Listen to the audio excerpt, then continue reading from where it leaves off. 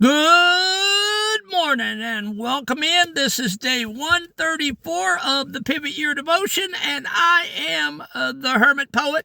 And this is such a great spring day. I am so thrilled to be coming before these cameras. Let me read you the devotion for today. It's so good, I'm going to read you the whole devotion. I'm not really allowed to due to copyright infringements, but this one is very applicable, and I can't pick a part that's good. The whole thing is good. So here we go. May this be the year you learn to believe in yourself. May this be the year you find the strength to change what you cannot accept. May this be the year that you start to see things differently, that you begin to let go. May this be the year you're guided to the souls who will see you, who will love you as you are. May this be the year you look back upon and realize you have lived an entire lifetime within it. That the person you were at the beginning is not the person you find at the end. May this be the year you do not give up on who you were meant to be. And that is my prayer and my hope for you. I hope you joined me last January in this van on January the 1st, and I hope that you have been coming every day for this motivation. You've been taking the bus ride down the road this year with the Hermit Poet, because the Hermit Poet is fulfilling his New Year's resolution. I have been here nonstop for 134 days. First time this 60-year-old man has ever completed a New Year's resolution. And God willing, and the creeks don't rise come December, I'll be out here in this yard and I will do you a little chicken dance or whatever kind of jerking around this old man can get to doing. And I promised you a resolution dance. I promised you that I would give you a celebratory dance. And that's what I'm going to do. For the first time in 60 years, I've cared about myself enough to complete a New Year's resolution. And I hope that this is your year of change. I hope you're not wasting it. I hope that you will go back. If you have not watched the devotions, I hope you will go back to day one and watch all 134 of these devotions. There's healing and there's messages, but you got to get still and you got to get quiet and you got to have a piece of paper and pencil and you got to take a few notes and you got to do the applications. And you got to believe in this Hermit Poet. You got to believe I'm not up here just blowing smoke up my hiney. I wouldn't do that to you. I wouldn't do that to me. It's not about clickbait. It's not about sales. It's not about making money. It's about healing, helping and healing you. Yes, I'm not that exciting. And yes, you may find me boring. And yes, it may be hard to get through these devotions because you have to get quiet. You have to get still. You have to listen to what I'm saying. But trust me, it's worth it. There is gold in the Pivot Year book.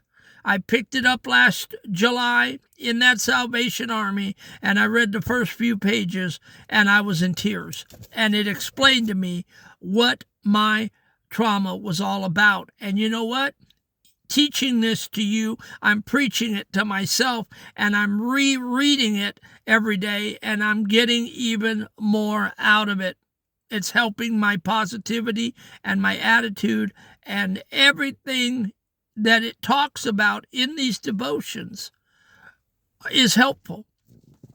Today we're talking about the year of the great change. This could be your year of the great change. Oh, I pray, I hope that you're not fritting it away. I hope 2026 doesn't come to a close in December and you look back and you say, I'm still stuck. I'm still triggering. I'm still on a ledge. I still have a funky-dunky attitude. I still want to use a gun, a knife, or pills.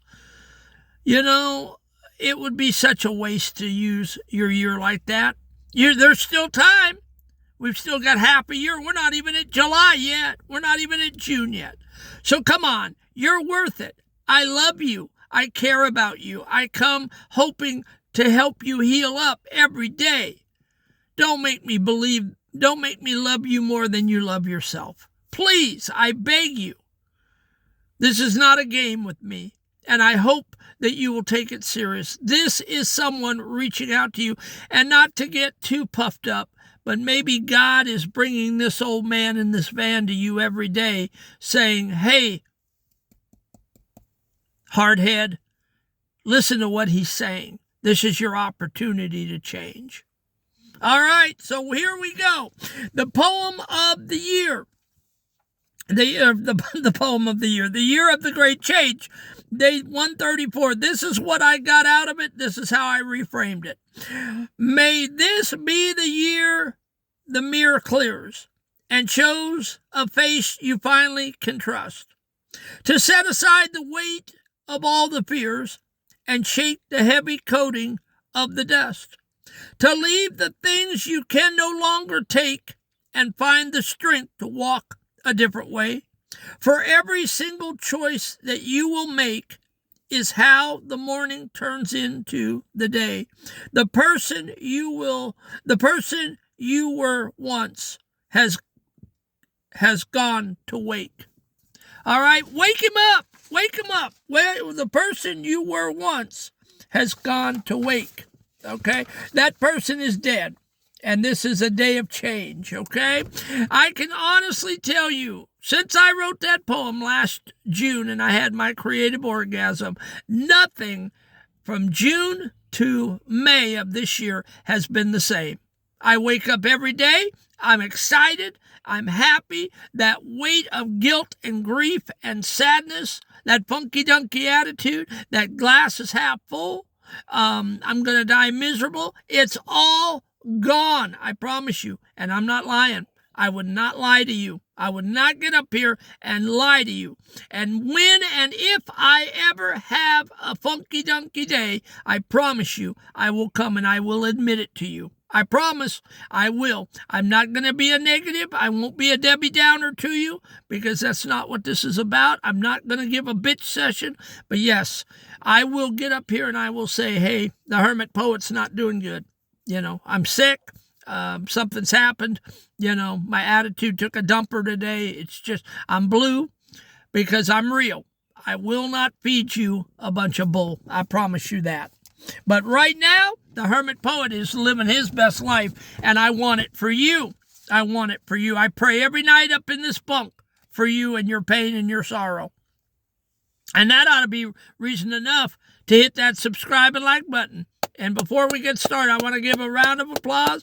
We had another student jump in this van last night. We are at 268 students in the van, and I praise God for that. And I need two more to make 70. Come on, guys. I know you can do this.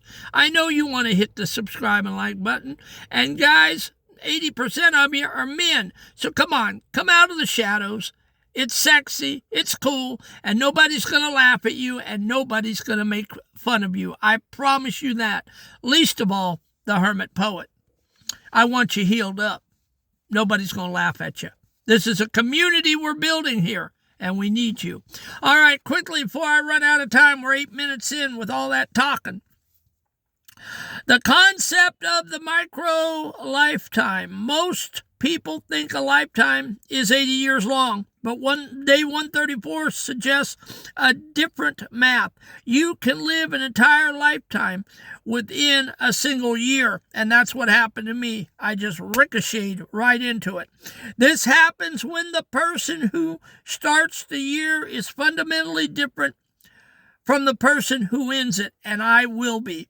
Whether you are 12 or 60, aging isn't just about birthdays, it's about distance between who you were and who you are now. And God knows I've come a long way. If you have let go of an old grudge, changed a habit, hard habit, or finally started believing in your own vision, you have died to the old self and been reborn. And that, I believe, is what happened to me last June with my poetry. We are often told to accept everything, but true strength is found in the things you cannot accept. There are situations, behaviors, and internal narratives that should not be tolerated. This year is about finding the courage to say, I can no longer live like this. That no is the seed of every great transformation. It is the moment you stop being a victim of your circumstances and you start being the architect of your reality. And that's what I am. I'm the architect of my own reality. I'm creating it day by day, inch by inch. It's a cinch, yard by yard. It's hard. I worry about the 24-hour day only. I don't look around. I just do today, and then I let tomorrow take care of itself. There is, let's see, I can no longer live like this. That's no is the seed of every great transfer. It is the moment you stop being a victim of your circumstances and start being the architect of your reality. Get up out of that floor this morning and start being the architect of your reality and stop triggering. Stop getting up on the ledge. There's a promise in today's devotion that you will be guided to the souls who will see you. This isn't magic, it's physics. When you stop pretending to be someone else to fit in, you stop attracting people who only like the mask. As you become who you were meant to be, you start emitting different frequencies. You attract the tribe that recognizes your true face. You don't have to hunt. You don't have to hunt for love. You have to be brave enough to be yourself, and the right people will find their way to your door. And that's true. People are jumping in my boat all the time. New people, people that love me, care about me, and see me for who I am.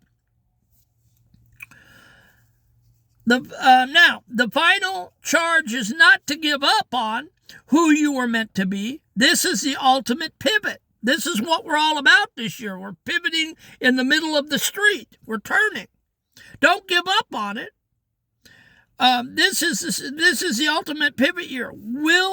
Life will try to grind you down into a run-of-the-mill version of everyone else. It will try to tell you that your dreams are too late or too loud, but your only real job this year is to keep the promise you made to your own soul.